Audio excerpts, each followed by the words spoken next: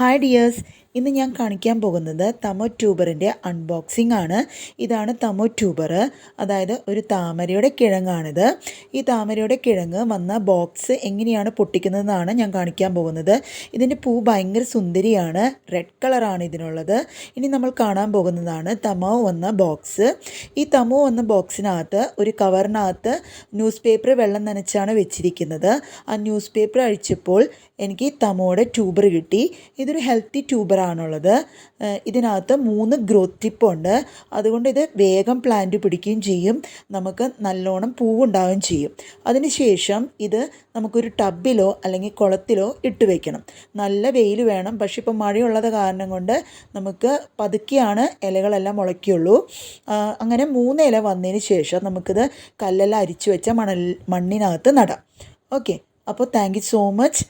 Please share and subscribe.